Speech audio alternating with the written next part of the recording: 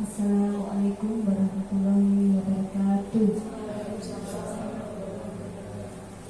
Yang terhormat Ibu Kepala Sekolah SDN Bapatan 4 serta Bapak Ibu Guru SDN Bapatan 4 dan rekan-rekan yang saya hormati, pada hari ini marilah kita panjatkan puja dan puji syukur atas kehadirat Allah Subhanahu wa Ta'ala. Pada siang hari ini kita dapat berkumpul dan bersilaturahmi dengan keadaan sehat walafiat. Amin. Yang pertama, saya di sini akan memaparkan aksi nyata budi positif, budaya positif di sekolah. Saya Sri Heni Aryati, CGP Angkatan 9. Salam bahagia semuanya.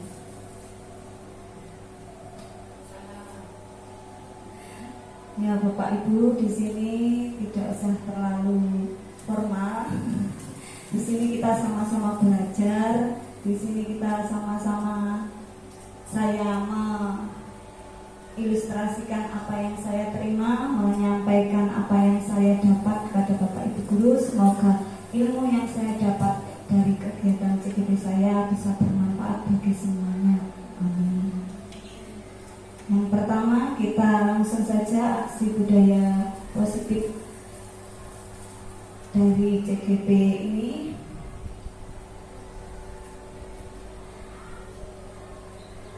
Di modul ini saya modul 1.4 eksplorasi konsep budaya positif. Di sini nanti saya akan memaparkan tentang perubahan paradigma stimulus respon lawan teori kontrol. Yang kedua, arti disiplin dan 3 motivasi perilaku manusia. Yang ketiga, keyakinan kelas, hukuman dan penghargaan. Yang selanjutnya nomor 4 adalah 5 kebutuhan dasar manusia. Selanjutnya 5 posisi kontrol, dan yang terakhir adalah segitiga restitusi. Ya Bapak Ibu, di sini kita melanjutkan modul 1.1 tentang filosofi Ki Hajar Dewantara yang pendidikan yang berpusat pada siswa. Perubahan paradigma stimulus respon lawan teori kontrol adalah ilustrasi guru mengontrol terhadap murid. Pada dasarnya, kita tidak dapat memaksa murid untuk berbuat sesuatu jikalau murid tersebut memilih untuk tidak melakukannya. Walaupun tampaknya kita sedang mengontrol perilaku murid tersebut, hal ini karena murid tersebut sedang mengizinkan dirinya dikontrol. Saat itu, bentuk kontrol guru menjadi kebutuhan dasar yang dipilih murid tersebut. Teori kontrol menyatakan bahwa semua perilaku memiliki tujuan, bahkan terhadap perilaku yang tidak disukai. Ilustrasi bahwa semua penguatan positif efektif dan bermanfaat.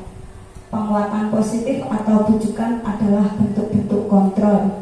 Segala usaha untuk mempengaruhi murid agar mengulangi suatu perilaku tertentu adalah suatu usaha untuk mengontrol murid tersebut. Dalam jangka waktu tertentu, kemungkinan murid tersebut akan menyadarinya dan mencoba untuk menolak bujukan kita, atau bisa jadi murid tersebut menjadi tergantung pada pendapat sang guru untuk berusaha. Di sini anak-anak kita ibaratnya Anda diberikan sebuah pilihan. Seandainya ada si A dan si B, diberikan sesuatu yang jenengan genggam, yang Anda genggam, umpamanya si A menggenggam sesuatu, sedangkan si B menginginkan sesuatu itu, bahkan dia memaksanya. Kira-kira apa yang akan Anda lakukan? Coba dari salah satu Bapak Ibu Guru. Seandainya, ini sebuah pilihan ya, seandainya si A ini memiliki sesuatu, kemudian si B menginginkan apa yang Anda genggam, kira-kira apa yang Anda lakukan?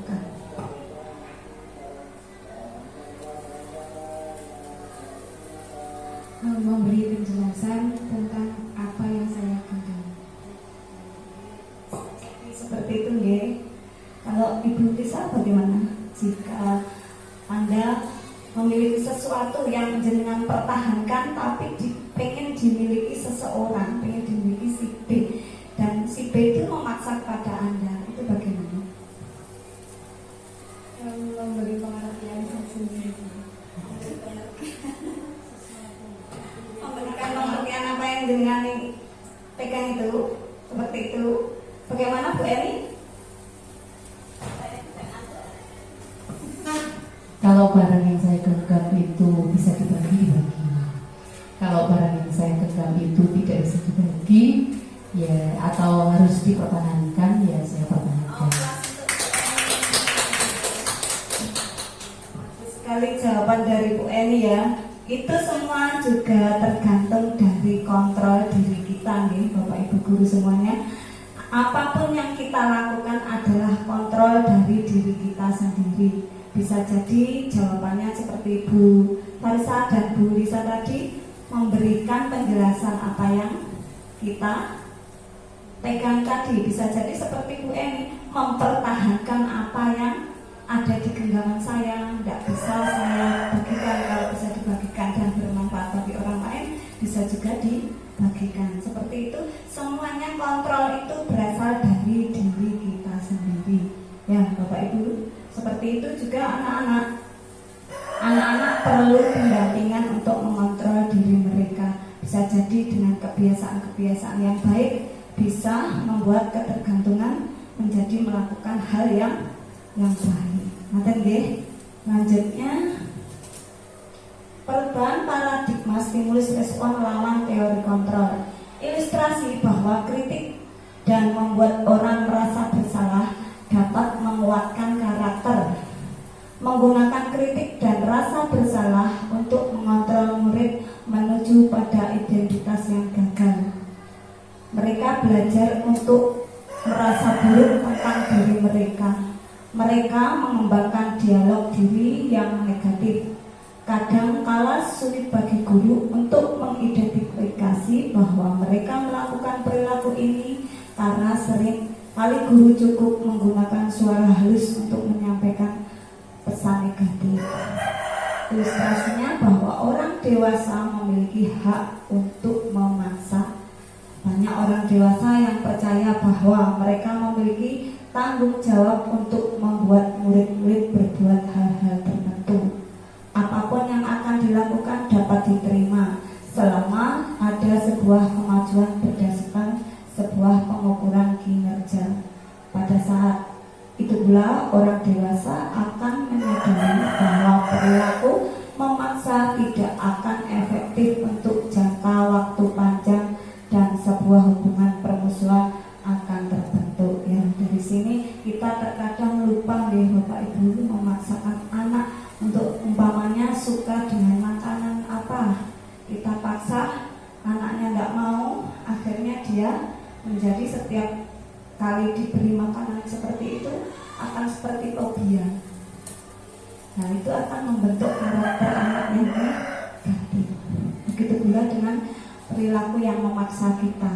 Tapi kalau anak-anak terkadang memang harus diarahkan dengan kata-kata halus, karena dengan kata-kata halus terkadang anak-anak bisa menerima kita. Lanjut.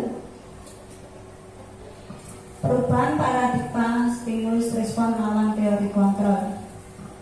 Untuk membangun budaya yang positif, sekolah perlu menyediakan lingkungan yang positif, aman dan nyaman agar murid-murid mampu berpikir, bertindak dan menciptakan dengan mereka mandiri dan bertanggung jawab. Stimulus respon tentang dunia, realitas kebutuhan kita sama. Teori kontrol tentang dunia, realitas kebutuhan kita berbeda. Di sini kita terkadang menyamakan pendapat, bisa jadi kita juga berbeda. Semua orang melihat hal yang sama. Setiap orang memiliki gambaran yang berbeda-beda.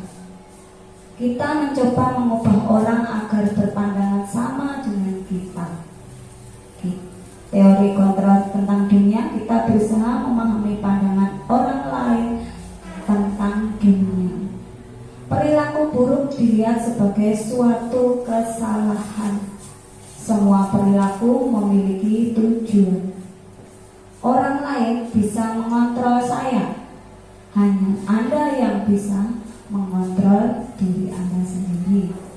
Saya bisa mengontrol orang lain, Anda tidak bisa mengontrol orang lain. Pemaksaan ada pada saat bujukan gagal. Di sini konsensus menerapkan pilihan-pilihan baru, model berpikir menang atau kalah, model berpikir menang-menang.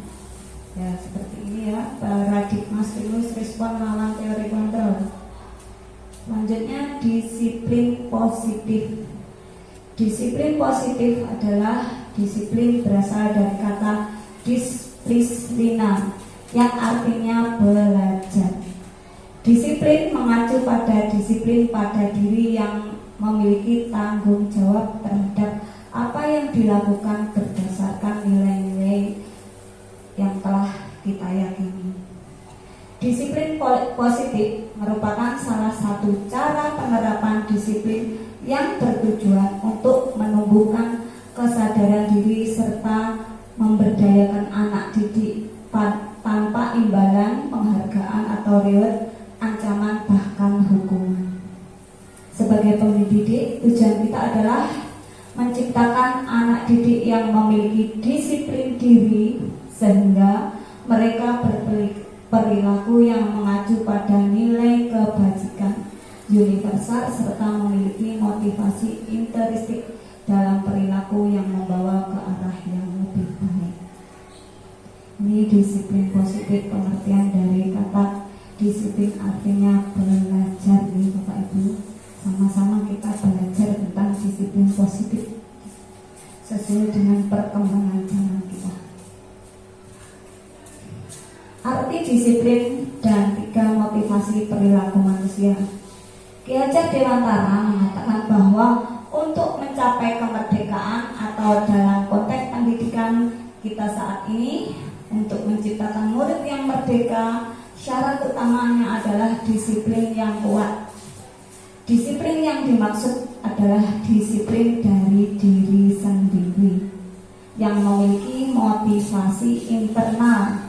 Jika kita tidak memiliki motivasi internal, maka kita memerlukan pihak lain untuk mendisiplinkan kita atau motivasi eksternal karena berasal dari luar, bukan dari dalam diri kita sendiri. Terkadang kita juga butuh motivasi orang lain ya Bu untuk menghidupkan suasana hati kita. 3 motivasi perilaku manusia: untuk menghindari ketidaknyamanan atau hukuman, 2 untuk mendapatkan imbalan atau penghargaan dari orang lain, 3 untuk menjadi orang yang mereka inginkan dan menghargai diri sendiri dengan nilai-nilai yang mereka percaya.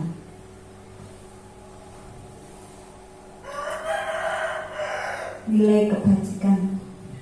Nilai-nilai kebajikan adalah sifat positif manusia yang merupakan tujuan mulia yang ingin dicapai setiap individu. Setiap yang telah dikemukakan oleh Dr. William Carlos pada teori kontrol 1984 mengatakan bahwa setiap perubahan memiliki suatu tujuan.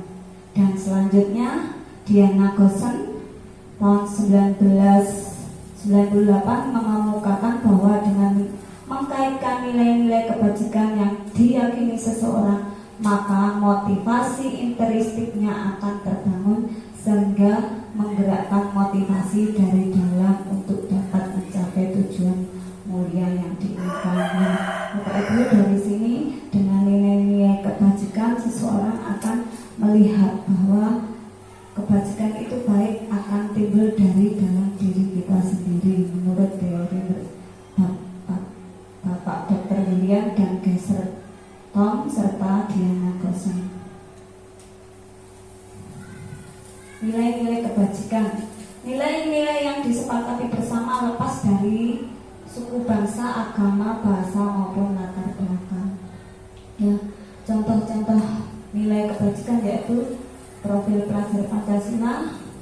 Dengan profil pelajar Pancasila Pancasila, yaitu beriman dan bertakwa pada Tuhan Yang Maha Esa, berakhlak mulia, mandiri, gotong royong, kreatif dan bernalar kritis. Di sini sudah cantumkan P5-nya yang biasanya kita gunakan untuk kegiatan pada pelajaran yang masuk pada kurikulum kita di jam pelajaran. Ya, agar kita tidak mengantuk, sebentar kita ice breaking nih. Selanjutnya nanti dilanjutkan dengan contoh-contoh. Apa kita lanjutkan satu ini, kita ice breaking ya.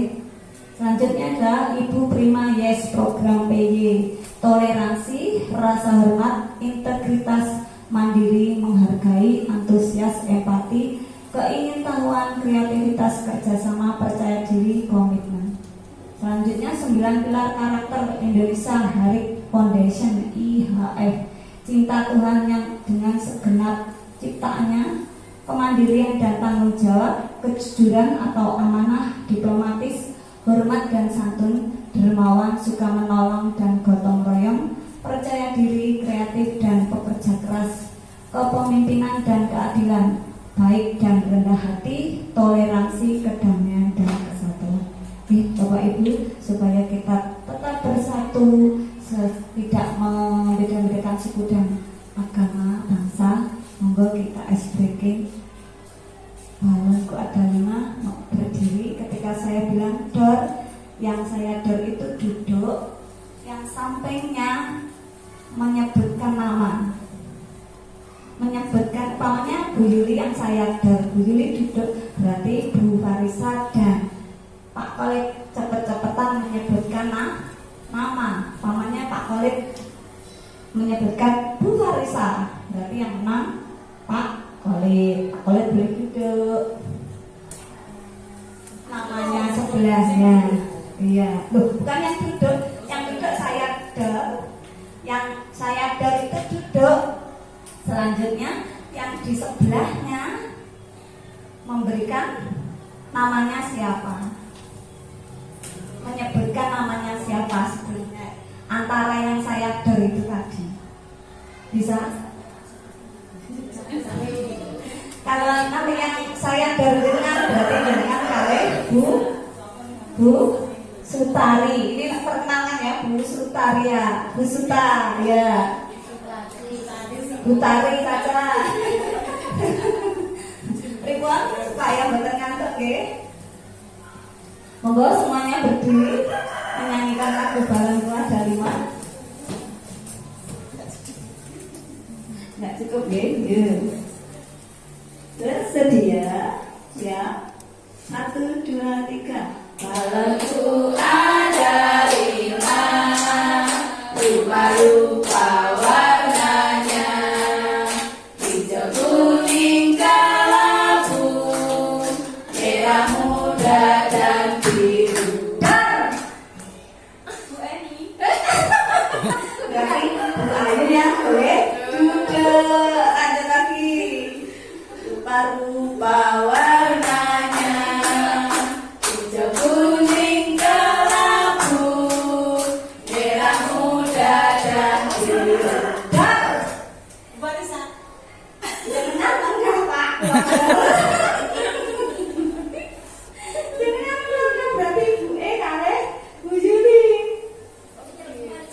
Oh, sapa Bu Barisa? Salah no, sandi Pak Kolet sopo? Bukan ya. Jawabnya Ya, sepan cekapre aku. Kita lanjutkan lagi. Anu diulangi lagi Pak Kolen nggih, dengan lo boten keluarga boten lenggah. Monggo.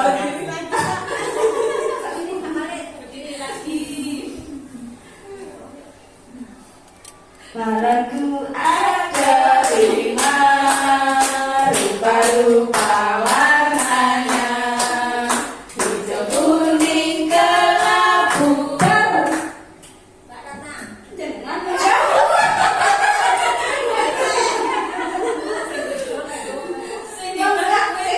kan Ibu E harus duduk, berarti dengan kali Pak Kolet. Pak Kolen.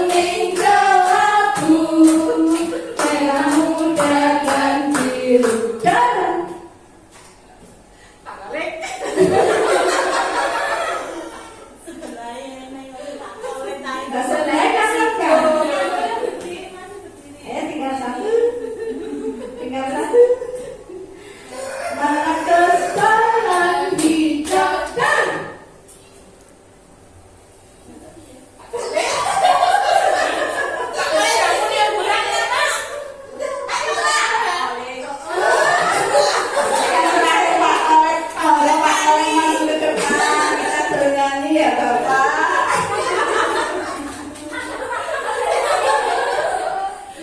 Mohon maaf karena saya itu belum kenal guru-guru sini. Jadi waktu harusnya kenalan dulu ya Pak ya. Alasannya iso. Monggo Pak nyanyi mawon. Nyanyi apa? Semuanya kados rambek wingi nggih. Aku dan kamu Betul ada Bu. ambil pelajari. Aku dan kamu saling berkaca pinggang. Ha, ngoten. Napa nyanyi Aku dari kamu. Oh, mboten saged nggih sampun monggo. Banyak monggo nggih. Sesuai dengan kontrol diri. Ujian.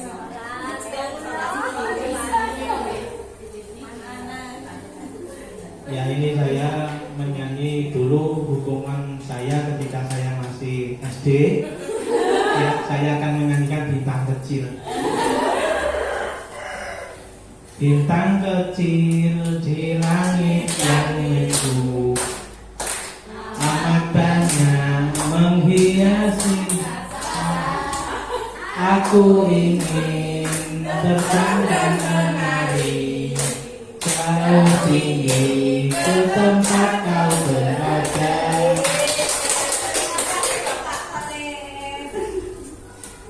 Bagaimana sudah melek semuanya nggih? Sampun boten ngantuk nggih. Kita lanjutkan Next berikutnya, keyakinan kelas, hukuman dan penghargaan. Di sini kita akan mengetahui tentang hukuman dan penghargaan. Keyakinan kelas, hukuman dan penghargaan. Bentuk keyakinan kelas adalah keyakinan kelas bersifat abstrak daripada peraturan yang lebih rinci dan konkret. Keyakinan kelas berupa pernyataan-pernyataan universal. Pernyataan keyakinan kelas senantiasa dibuat dalam bentuk positif. Keyakinan kelas hendaknya tidak terlalu banyak sehingga mudah diingat dan dipahami oleh semua warga kelas.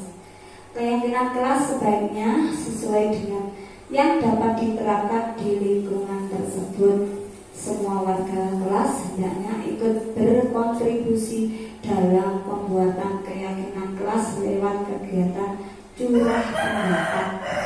Bersedia meninjau kembali keyakinan kelas dari waktu ke waktu. Ya, di sini keyakinan kelas bisa berubah ya Bapak Ibu. Sewaktu-waktu ketika kita mengajarkan di dalam kelas, kita bisa membuat keyakinan kelas dengan pertimbangan anak-anak. Tidak keyakinan kelas itu kita yang buat, melainkan kita mencari pendapat dari anak-anak apa yang mereka inginkan di kelas itu untuk membuat sesuatu yang positif, perilaku yang positif. Jadi di sini keyakinan yang kita maksud seperti itu. Keyakinan kelas ini agar anak menyadari bahwa keyakinan yang mereka yakini seperti dengan tadi memegang sesuatu yang dengan yakini itu yang tidak bisa dibagikan atau bisa dibagikan, itu supaya anak-anak mengerti bahwa budaya yang positif itu bisa diterapkan di dalam kelas ya. Dari kegiatan keyakinan kelas ini kira-kira keyakinan positif yang bisa kita curahkan di kelas SD kita kira-kira apa? Keyakinan budaya positif yang bisa kita terapkan kepada anak-anak berbahasa Indonesia. Berbahasa Indonesia ketika bertanya di kelas. Oh ya, ketika bertanya di dalam kelas supaya tidak membedakan ras atau suku bangsa, kita bisa menggunakan berbahasa Indonesia. Bisa ditulis di notes Bu Eni. Kita bikin kesepakatan di kelas ini, anggap saja sebuah kelas, kita buat kesepakatan dengan pendapatnya Bapak Ibu guru sendiri-sendiri, monggo. kita belajar tentang keyakinan kesepakatan kelas agar kita terapkan pada anak-anak. Dan selanjutnya dapat diyakini bahwa keyakinan positif ini dapat dilaksanakan. Keyakinan positif ini bisa berubah sewaktu-waktu gitu Pak Ibu. Ketika seperti Bu Eni tadi di dalam kelas menggunakan, ketika bertanya atau berkomunikasi kita menggunakan bahasa Indonesia. Tapi ketika kegiatan hari berbahasa Jawa, keyakinan ini tidak berlaku. Ketika kegiatan berbahasa Inggris, keyakinan ini pula tidak berlaku. Keyakinan tidak seperti peraturan yang banyak. Cukup kata-katanya singkat saja gitu Bapak Ibu. Bisa ditempel di depan, kita gunakan.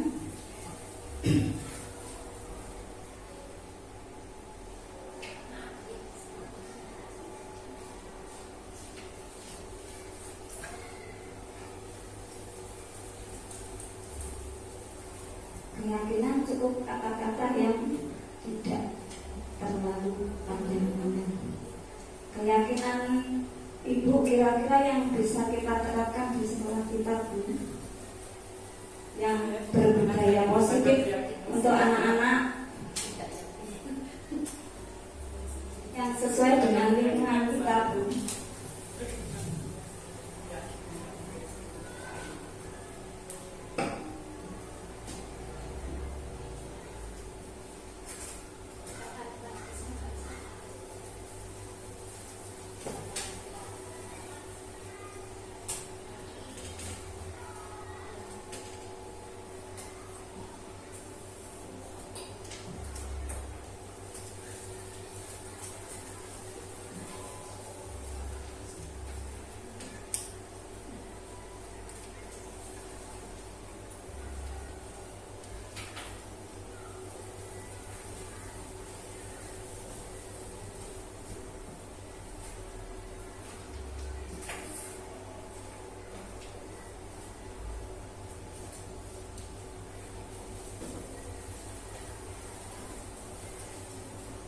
Di sini tadi keyakinan kelas hendaknya tidak terlalu banyak sehingga mudah diingat dan dipahami oleh semua warga.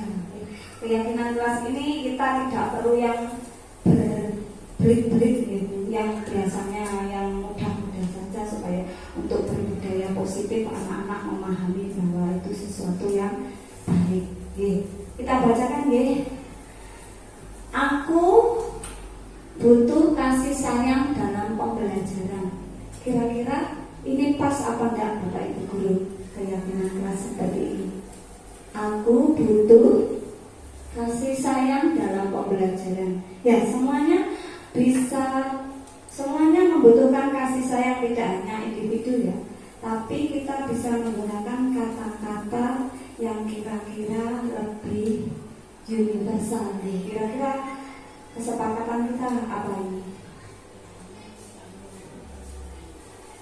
Semuanya diberi kasih sayang. Ribuan? Ya, semua murid kan membutuhkan kasih sayang juga. Iya, semuanya membutuhkan kita gunakan kata-kata bahasanya supaya mudah diingat anak-anak.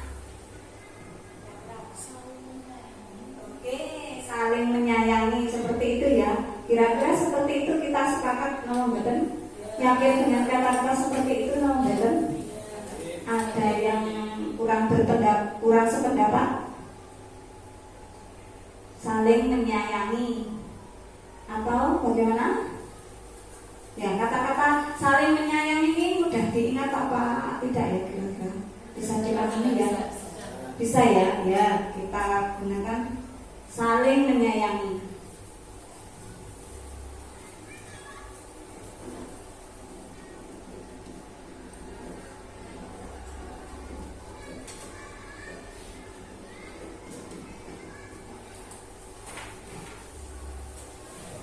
Selanjutnya adalah jika akan ke kamar mandi minta izin terlebih dahulu. Kita gunakan kata-kata yang lebih ringkas apa kira-kira? Jika ke kamar mandi minta izin terlebih dahulu. Tertib. Tertib. Dan masih tertib itu berarti kan Oh ya. Tertib itu kan mewakili, Siap. jadi disiplin ke setiap area setiap situasi. Disiplin, tertib atau disiplin juga.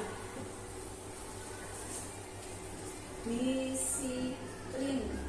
Di sini disiplin itu kan bisa mewakili semuanya ya, jadi semuanya bisa mewakili disiplin berpakaian, disiplin ke kamar mandi, minta tolong, bisa seperti itu ya. Kita bisa menggunakan kata-kata minta tolong, terima kasih, maaf, itu termasuk juga disiplin ya di sini.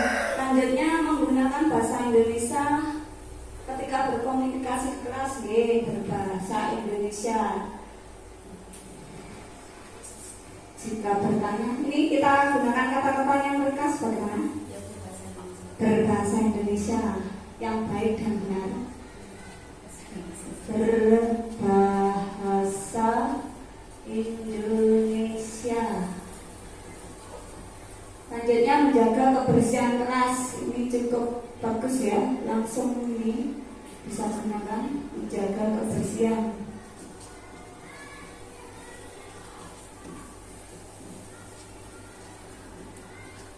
Selanjutnya saling menjaga kerukunan sesama teman. Ini kita gunakan saling menghormati, saling menyayangi dan menghormati ya di sini.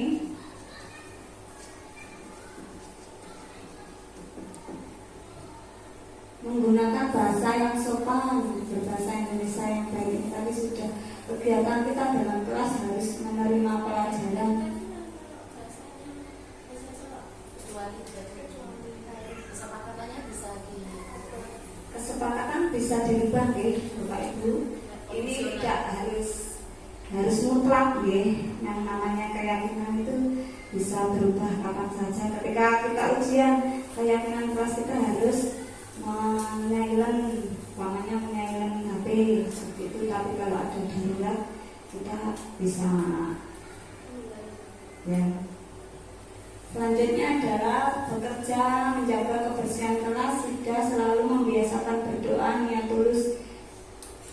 Berarti apa ini yang kelima ini apa? memulai dan mewakili pembelajaran dengan doa. Berdoa sebelum dan sesudah pelajaran ya. Berdoa sebelum dan sesudah pembelajaran.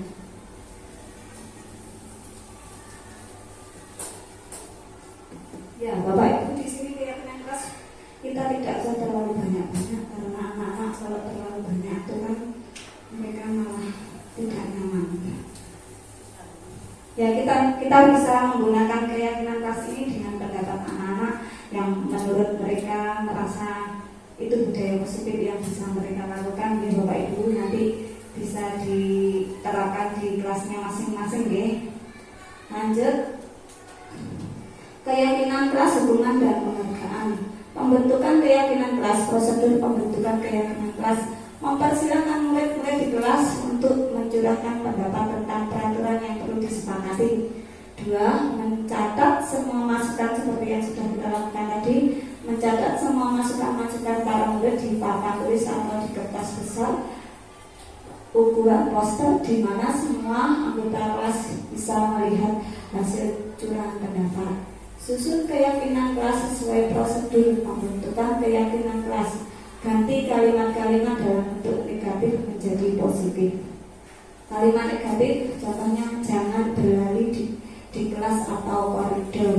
Kita bisa merubah kalimat menjadi positif, berjalanlah di kelas atau koridor. Kita gunakan kata tidaknya kita kurangi supaya anak tahu bahasa yang universal. Lanjutnya tinjau kembali daftar curah pendapat yang sudah dicatat. Anda mungkin akan mendapati bahwa pernyataan yang tertulis di sana masih banyak yang berupa peraturan-peraturan Selanjutnya, ajak murid-murid untuk menemukan nilai kebajikan atau keyakinan yang menjadi inti dari peraturan tersebut.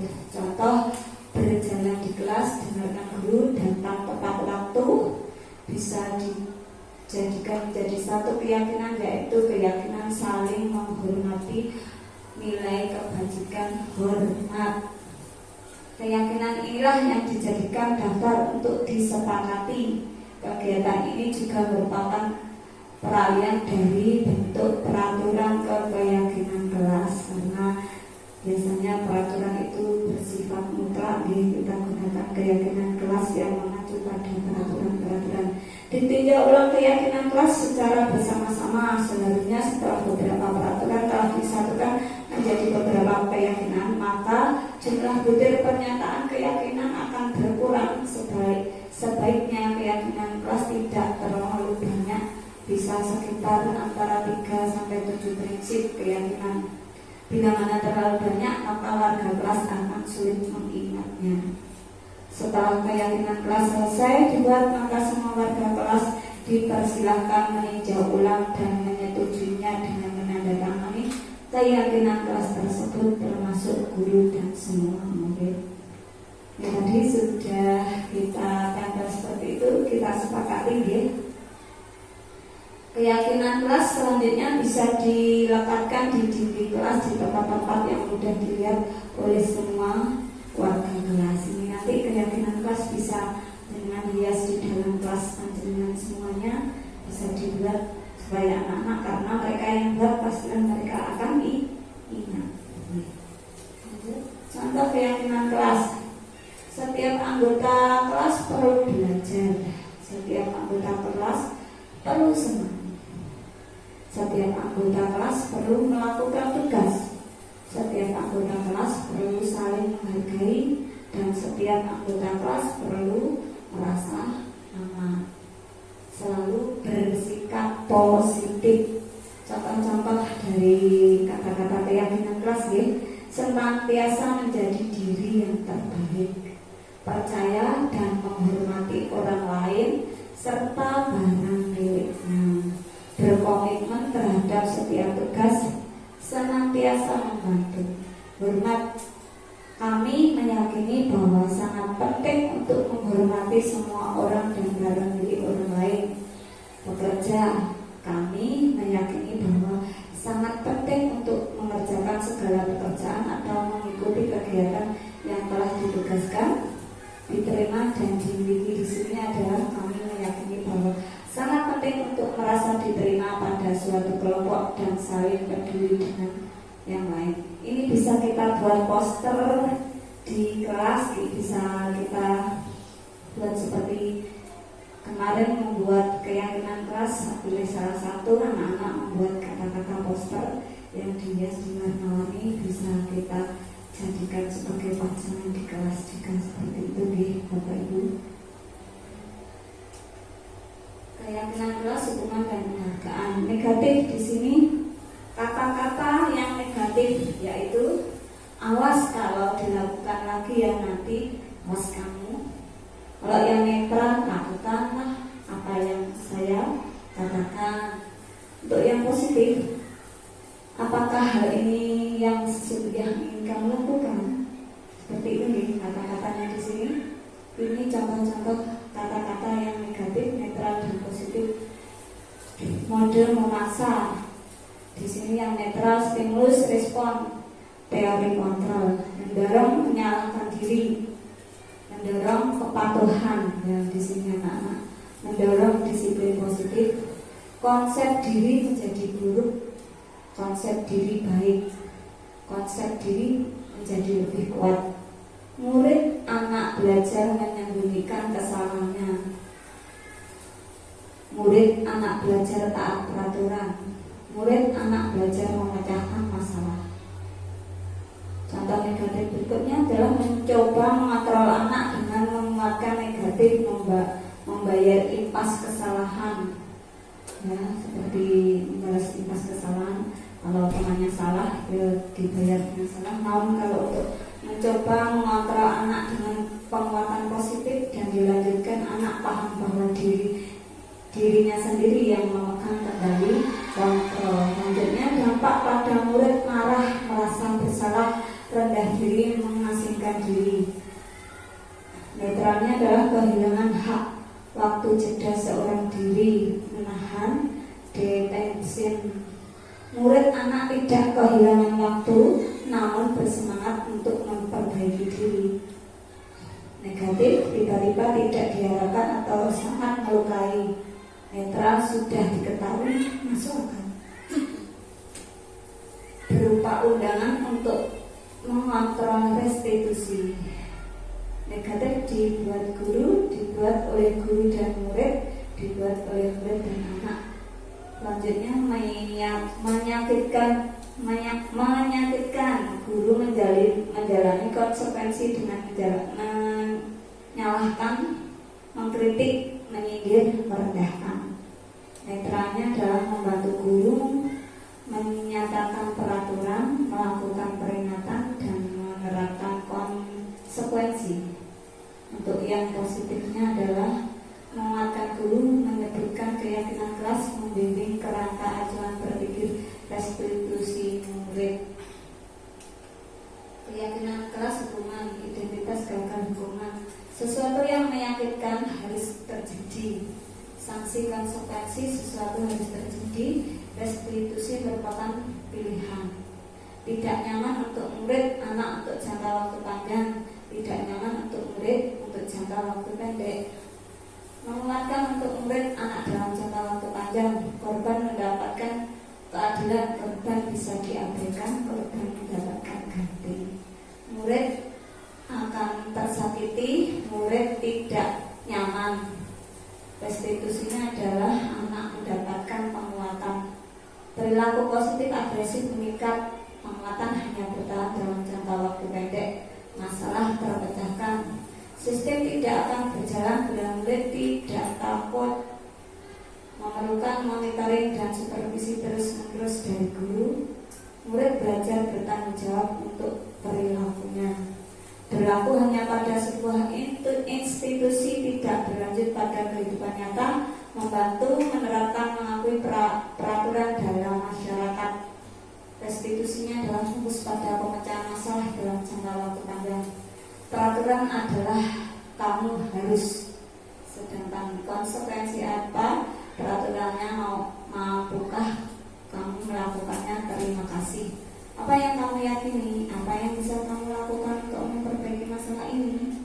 Untuk tindakan restitusi, untuk tindakan hukuman murid, anak membenci peraturan, murid anak menghormati peraturan, murid anak menghormati diri dan orang lain. Hukuman bersifat tidak terencana atau tiba-tiba. Anak atau murid tidak tahu apa yang akan terjadi dan tidak dilibatkan. Hukuman bersifat satu arah dari pihak guru yang memberikan dan murid hanya menerima suatu hukuman tanpa suatu sebelum atau sesudahnya. Hukuman yang diberikan bisa berupa fisik maupun verbal. Murid disakiti oleh suatu perbuatan atau kata-kata. Sementara disiplin dengan bentuk sanksi atau konsekuensi sudah terencana, sudah disepakati, sudah dibahas dan disetujui oleh guru. Biasanya pembentukan sanksi konsekuensinya dibentuk oleh pihak guru. Sekolah dan murid sudah mengetahui sanksi atau konsekuensi yang akan diterima. Pada sanksi atau konsekuensi, murid tetap dibuat tidak nyaman untuk jangka waktu pendek.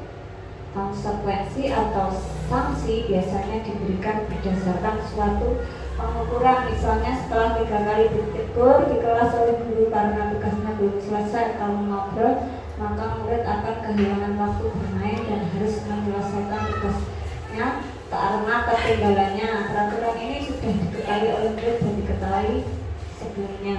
Guru senantiasa perlu memonitoring murid. Kebutuhan dasar manusia. Kebutuhan dasar manusia adalah segala sesuatu yang kita lakukan untuk mendapatkan apa yang kita inginkan. Keseluruhan tindakan yang kita lakukan memiliki tujuan tertentu dan semua usaha terbaik yang telah kita lakukan dalam rangka agar kebutuhan dasar kita dapat terpenuhi dengan baik. 5 kebutuhan dasar manusia yaitu bertahan hidup, contohnya makan, pakaian, tempat tinggal, keamanan dan kesehatan. kasih sayang dan rasa diterima, diperdulikan, berbagi, bekerja sama, menjadi bagian dari kelompok, penguasaan harga diri, keinginan untuk dianggap, memimpin, berprestasi, diakui dan didengar, kebebasan, mandiri, memiliki pilihan, mencoba hal baru, mampu mengendalikan arah dirinya, kesenangan di sini adalah bermain, humor, antusiasme, tertawa. Di sini 5 kebutuhan dasar manusia, yaitu ada 5. Yang pertama tadi apa Bapak Ibu? Bertahan hidup. Yang kedua kasih sayang, rasa diterima. Yang ketiga dan kesenangan. Semua orang butuh kesenangan ya.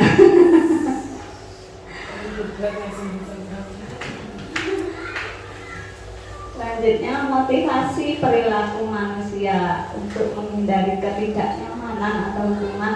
Biasanya anak melakukan sesuatu karena dia takut dihukum ya Bapak Ibu. Kadang karena peraturan mereka, bukan karena kesadaran dan keyakinannya, melainkan anak-anak melakukan karena takut dihukum. Dia mendapatkan imbalan penghargaan dari orang lain. Anak melakukan disiplin karena ia ingin mendapatkan imbalan dari guru. Contohnya kalau biasanya disajikan nih, nanti kalau datangnya tepat waktu saya beri hadiah, seperti itu ya. Yang seperti ini sebenarnya kurang pas nih Bapak Ibu guru, karena bisa menimbulkan efek anak. Kira-kira efeknya apa anak-anak kalau dijanjikan sesuatu? Ketergantungan. Ya benar, ketergantungan. Dimana anak-anak mau melakukan karena ada imbalannya. Ya, selanjutnya adalah untuk menjadikan orang mereka diinginkan dan menghargai dirinya sendiri dengan nilai yang mereka percaya. Anak melakukan disiplin diri karena sadar akan nilai kebajikan yang ada pada dirinya. Motivasi intrinsik dari dalam diri. Ya, selain dari kita ingin-inginkan, biasanya anak-anak itu melakukan sesuatu perbuatan baik itu bukan karena kesadaran dirinya ya, tapi karena rasa takut tadi. Nanti kalau nggak mengerjakan karena ibu gurunya galak, nanti saya dihukum. Terus selanjutnya kalau yang selain itu, umpamanya anak yang berprestasi di kelas, kita berikan ranking, nanti ada kesenjangan di situ ya Bapak Ibu. Makanya kui sing oleh hadiah, aku nggak dapat hadiah, nanti menimbulkan rasa apa? Iri. Yang seperti itu ya, kita hindari hal-hal yang seperti itu. Hukuman tadi, hukuman tidak berencana. Ini kita lanjut. Kalau konsekuensi sudah terencana, tadi sudah saya terangkan di depan. Proses ini menciptakan restitusi. Proses ini menciptakan kondisi anak didik untuk memperbaiki kesalahan. Proses yang berkolaboratif antara guru dan anak didik, di mana mengajarkan mereka untuk mencari solusi atas permasalahan yang hukuman tadi. Anak-anak bisa mengarah ke rasa takut, rasa terpaksa, rasa tidak nyaman. Selanjutnya konsekuensi yang sudah berencana, anak ini tadi juga bisa merasa tidak nyaman karena termotivator mergo enek embel-embel ini karena konsekuensi ini tadi. Nanti saya kalau nggak sholat sama bapak guru dimarahi, padahal itu adalah kebutuhan sebagai manusia. Nah, restitusi tadi sudah kita jelaskan di depan. Konsep disiplin identitas gagal adalah hukuman dan penghargaan seperti yang sudah saya sampaikan tadi, bisa mengakibatkan hukuman fisik atau psikis, tidak menjadikan dirinya menjadi rendah diri karena malu, terus anaknya jadi merasa dendam seperti itu ya Bapak Ibu. Sedangkan penghargaan tidak aktif merusak hubungan, sifat iri dapat mematikan kreativitas anak, menghukum anak dengan alasan ranking tadi, merampas anak untuk menghargai dirinya sendiri. 5. Posisi kontrol guru terhadap murid sebagai penghukum, pembuat rasa bersalah, teman, pemantau, manajer ya. Kita selama ini yang kita lakukan kepada murid adalah sesuatu dari 5 posisi kontrol ini. Kira-kira posisi apakah yang selama ini panjenengan terapkan kepada siswa-siswa kita? Bisa dituliskan di sini tapi tidak perlu diberi nama. Monggo.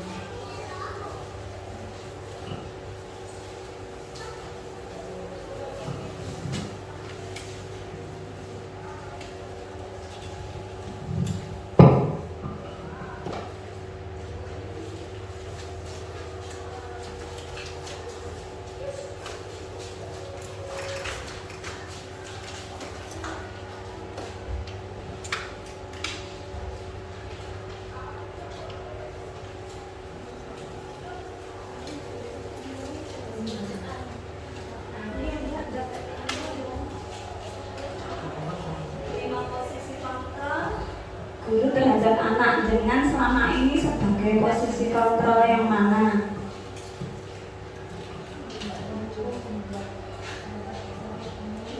Boleh 1, boleh 2.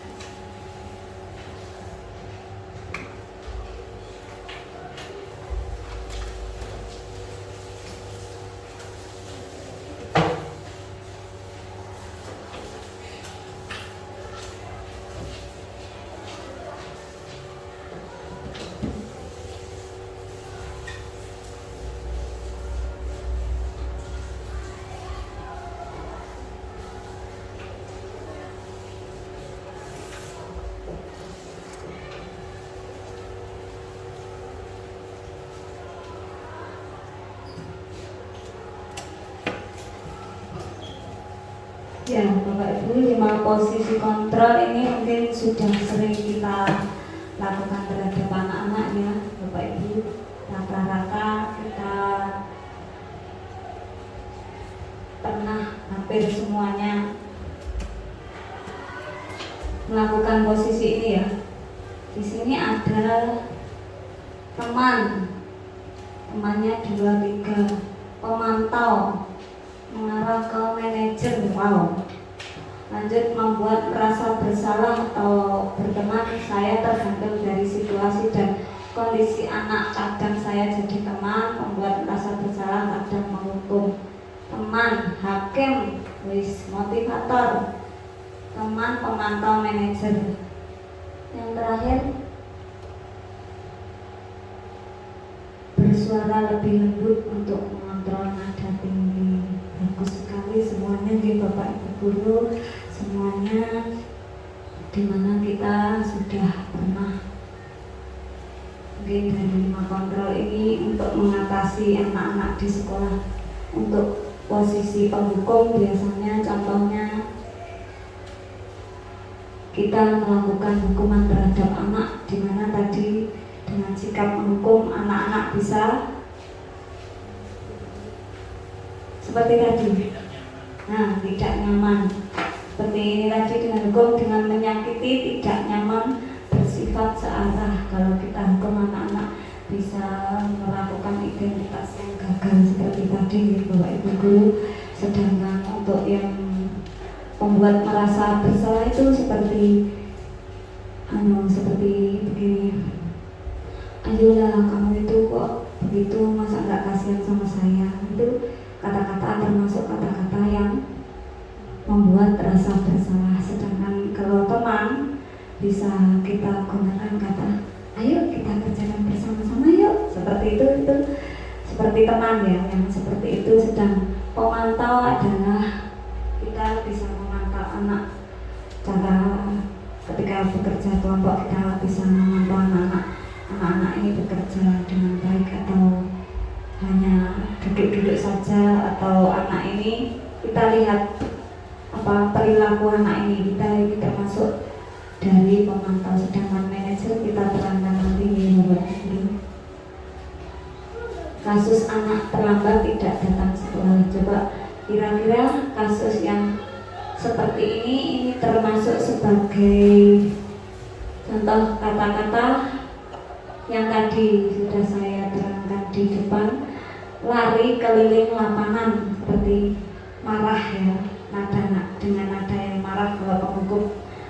Contohnya kasus ini tadi, pamannya ada anak datang terlambat, kemudian gurunya memberikan langsung hukuman, lari keliling lapangan, itu namanya hukuman. Beberapa kali ibu sudah memberitahu kamu kalau jangan terlambat lagi, kamu selalu mengecewakan ibu. Ini kata-kata yang membuat merasa bersalah. Kemarin ada videonya, tapi maaf videonya tidak saya unduh. Contohnya kemarin itu ada anak datang terlambat, dipanggil, kemudian ada ibu guru yang memanggil tapi dengan suara nada tinggi, dengan cepat lari keliling lapangan 10 kali. Ini namanya penghukum. Selanjutnya contoh kasus yang sama dengan kata-kata kalau kita menjadi seorang teman seperti ini tadi ya, ayo dong ikut aturan sekolah, tolong bantu ibu ya sekali ini saja. Ya sudah, tidak apa-apa, tapi lain kali jangan berbuat seperti itu ya. Itu termasuk kata-kata yang lembut, tapi sebagai seorang teman. Kamu sudah melanggar peraturan sekolah, kamu tahu konsekuensinya. Dengan konsekuensi tadi sudah tahu kalau terlambat akan mendapatkan konsekuensi yang disepakati, anak juga sudah tahu. Sebelum masuk kelas menyapu dulu ya, jangan lagi diulangi. Ini termasuk sebagai pemantau. Contoh penerapan yang manajer dengan kata-kata, apa kamu tahu kesalahan kamu? Kita tanyakan kepada anak.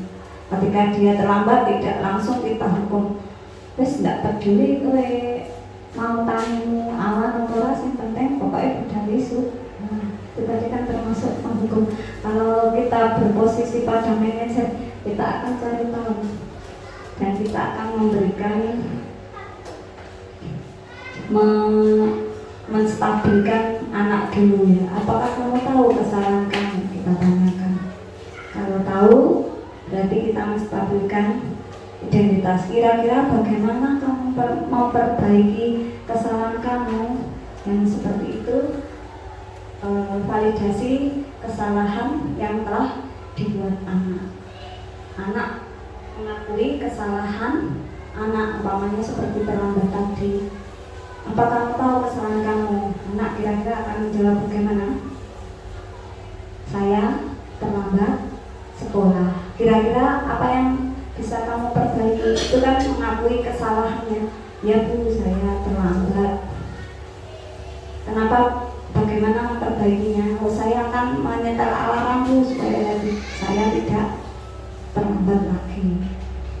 Selanjutnya, di sini yang 5 posisi kontrol yang terbaik adalah manajer. Posisi terakhir manajer adalah posisi mentor, di mana guru berbuat sesuatu bersama dengan murid dengan mempersilahkan murid mempertanggungjawabkan perilakunya, mendukung murid agar dapat menemukan solusi atas permasalahannya sendiri.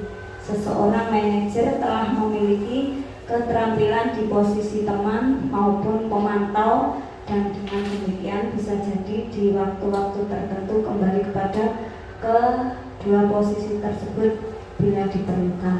Namun bila kita menginginkan murid-murid kita menjadi manusia yang merdeka, mandiri dan bertanggung jawab, maka kita perlu mengacu pada restitusi yang dapat menjadikan murid kita seorang manajer bagi dirinya sendiri.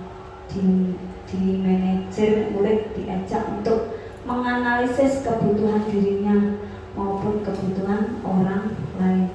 Di sini penekanan bukan pada kemampuan membuat konsekuensi, namun dapat berkolaborasi dengan murid bagaimana memperbaiki kesalahan yang ada. Kita bisa memanggil anaknya, kita ajak berbicara dari hati ke hati. Ya, seperti itu Ibu, tidak mengecas anak karena terlambat. Kenapa kita dan untuk menjadi posisi manajer ini bukanlah hal yang mudah nih Bapak Ibu. Terkadang kita berbutuh dengan kesabaran. Kita akan diuji dengan kesabaran. Posisi manajer seperti ini perlu latihan-latihan yang membutuhkan waktu yang lama. Tidak serta-merta kita bisa menjadi manajer jika kita sudah menerapkan hal-hal yang seperti tadi, insya Allah bisa meningkat menjadi posisi manajer. Posisi kontrol apakah aku?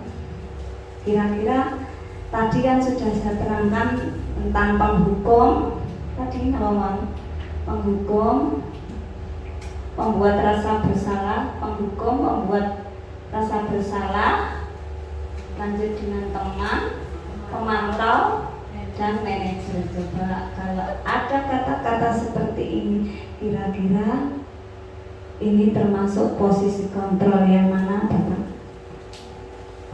Kamu tidak pernah benar melakukannya. Kira-kira posisi kontrol apa yang dari 5 kontrol posisi tadi?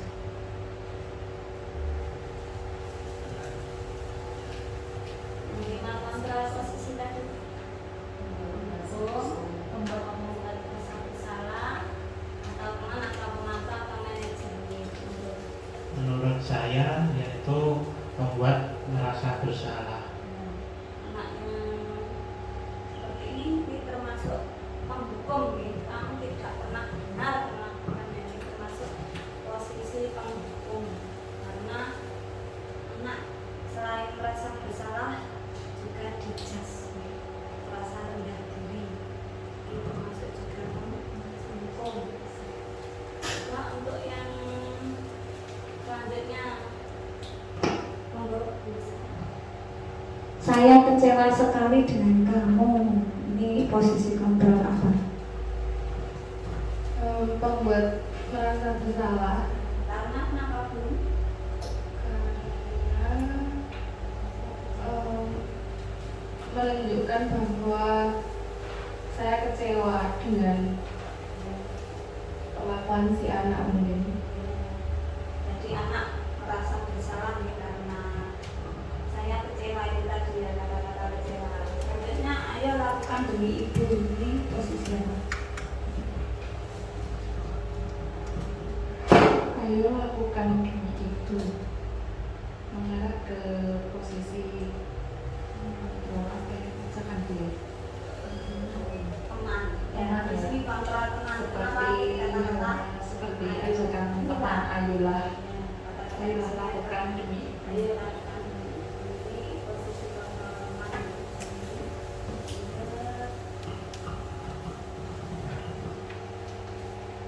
Nah, ini posisi apa kira-kira? Kalau ini pemantau kalau nggak salah nih. Ya. Ya, karena apa rencana untuk menyelesaikan masalah ini? Ya, jadi posisi ini biasanya guru itu punya pegangannya itu berupa kesepakatan kelas atau keyakinan kelas yang sudah dimiliki di kelas tersebut, atau mungkin yang disepakati secara keseluruhan di dalam suatu sekolah. Jadi secara umum ini sebenarnya mengarah ke manajerial, cuma kalau di manajer itu tadi ada ke arah-arahnya terkait dengan penyelesaian. Kalau ini lebih ke yang pemantau, posisi pemantau. Oke.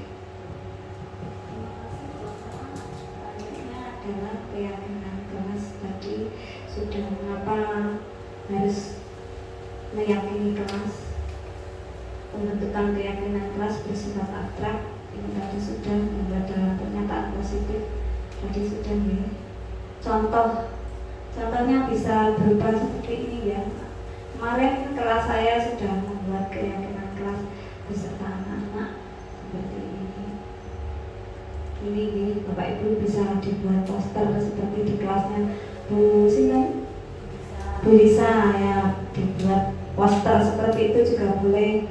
Untuk yang kelas bawah bisa dibuat poster per kata juga bisa Bu ya. Ini tadi kesepakatan kelas dan keyakinan kelas. Segi selanjutnya adalah segitiga restitusi adalah suatu proses dialog yang dijalankan oleh guru dengan anak didik supaya menghasilkan anak didik yang bertanggung jawab dan mandiri. Segitiga restitusi ini mengarah ke validasi tindakan. Validasi tindakan yang pertama adalah menstabilkan identitas, di mana setiap orang pasti pernah melakukan kesalahan. Kita semuanya pernah bersalah ya Bapak Ibu. Di sini kita ketika anak kita sedang melakukan kegiatan manajer, posisi kontrol manajer, kita bisa menggunakan segitiga restitusi ini dengan cara yaitu menstabilkan identitas terlebih dahulu. Setiap orang pasti pernah melakukan kesalahan dan kamu bukan satu-satunya yang pernah melakukan ini. Seperti ini namanya menstabilkan identitas. Dilanjutkan dengan kamu tentu punya ini validasi tindakan yang salah. Anak-anak biasanya melakukan kesalahan dan kita bisa menanyakan, kamu tentu punya alasan mengapa melakukan itu. Adakah cara yang lebih efektif untuk mendapatkan apa yang kamu butuhkan? Di sini lanjutnya adalah menanyakan keyakinan. Kita tadi sudah memberikan penguatan tentang keyakinan, bahwa keyakinan hal-hal yang tidak baik dan yang baik apa yang sudah dilakukan dan apa yang hal baik yang sudah dilanggar. Bisa jadi kita menanyakannya dengan keyakinan kelas apa yang telah kita sepakati. Seperti tadi kita sudah membuat contoh keyakinan kelas, umpamanya anak-anak pelanggar, kita bisa menanyakan, kamu sudah melanggar keyakinan kelas yang mana? Kita kan sudah bikin keyakinan kelas, tentunya kan sudah tahu karena anak-anak membuatnya dengan bermusyawarah tadi ini. Selanjutnya, kamu ingin menjadi orang seperti apa? Dari di sini kita dengan kegiatan segitiga restitusi akan menciptakan anak yang bertanggung jawab dan mandiri. Dari sini anak-anak kita kuatkan mentalnya karena kesalahan mereka dan mendapatkan solusinya sendiri. Ya, Bapak Ibu. Menstabilkan identitas adalah berdasarkan prinsip membuat kesalahan adalah bagian dari proses pembelajaran. Berbuat salah itu adalah hal yang wajar. Tidak ada manusia yang sempurna. Ibu bapak juga pernah melakukan kesalahan. Ibu bapak tidak tahu mencari siapa yang salah, tapi ingin mencari solusi masalah ini. Kamu berhak merasa seperti itu. Ini termasuk kegiatan dari posisi kontrol manajer.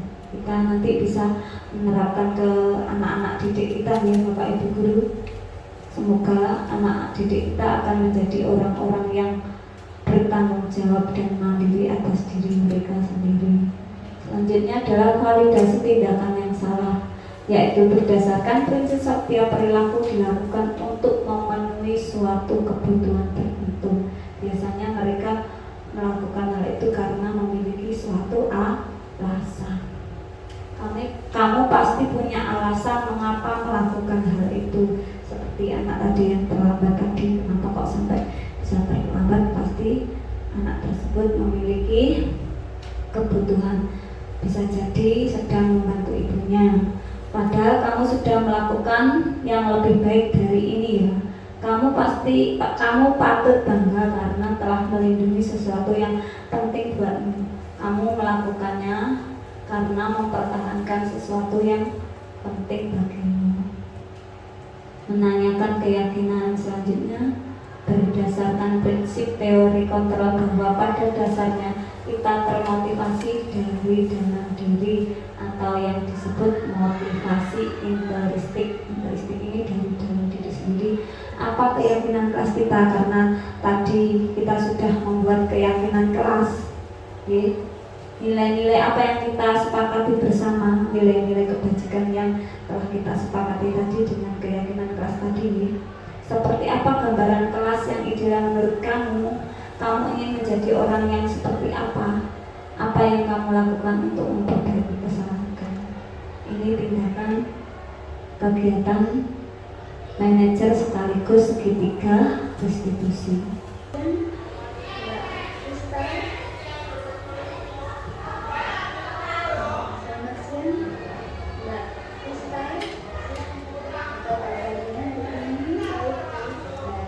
Kakak, kamu mengapa dipanggil ke sini, nak? Tidak, kami Tadi saya dengar teman kamu mengingatkan kamu untuk piket, tapi kamu tidak mengindahkannya.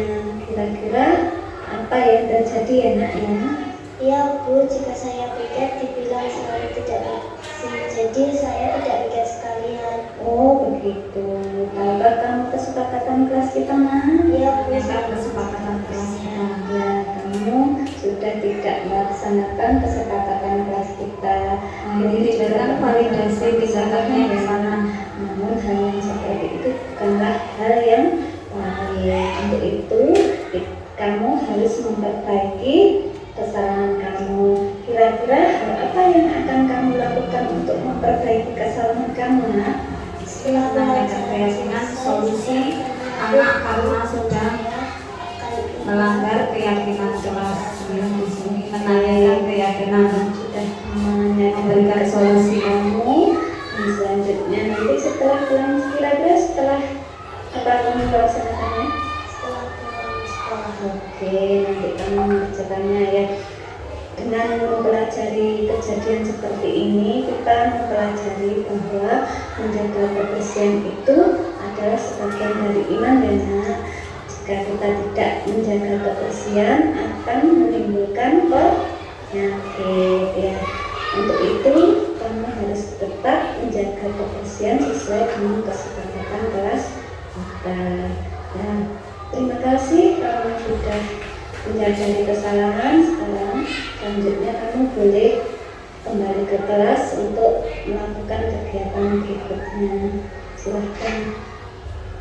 Di sini Bapak Ibu kita bisa melakukan kegiatan restitusi segitiga, di mana kita menanyakan atau kita gunakan segitiga yang pertama adalah menstabilkan identitas, di mana anak kita panggil agar anak tidak merasa salah. Sebenarnya anak ini salah, namun kita bisa menstabilkan kondisi terlebih dahulu, menanyakan hal-hal apa yang sedang dilakukan, apakah dia melakukan pelanggaran keyakinan yang telah disepakati, dan anak ini menyadari kesalahan apa yang telah dilakukan. Kita buat solusi bersama dengan anak, duduk bersama, kira-kira solusi apa yang bisa dilakukan untuk memperbaiki kesalahannya, di mana anak yakin dengan dirinya bahwa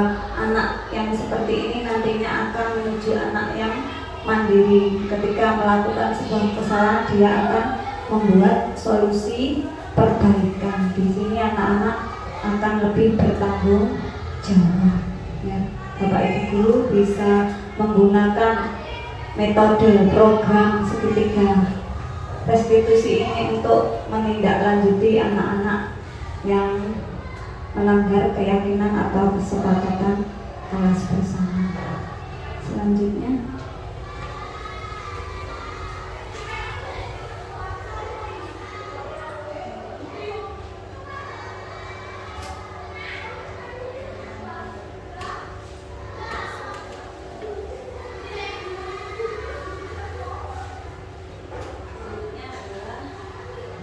menutup di mana kesimpulan adalah penerapan disiplin positif hendaknya guru memiliki standar kepribadian profesional dan sosial yang baik, di mana guru mampu melakukan refleksi diri dalam posisi kontrol apa yang saat ini dilakukan.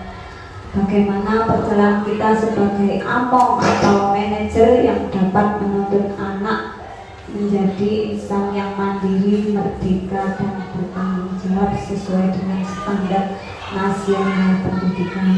Ya, Bapak Ibu guru, sebelumnya terima kasih, mohon maaf atas segala kekurangan, segala kekhilafan saya. Semoga apa yang telah saya paparkan dapat bermanfaat bagi kita semuanya.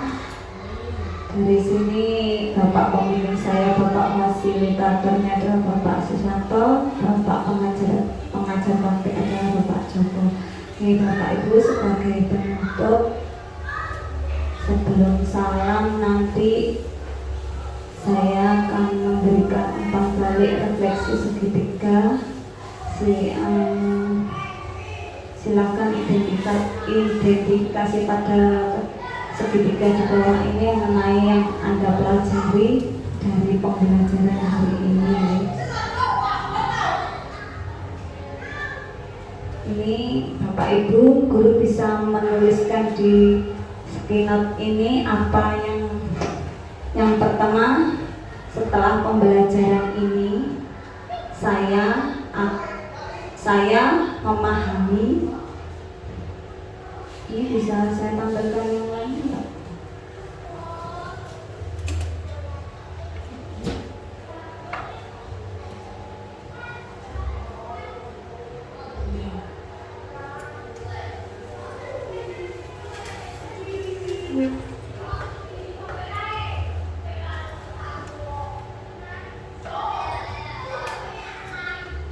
Pak Ibu guru bisa menuliskan refleksi diri kita hari ini dengan segitiga refleksi, yaitu setelah pembelajaran ini.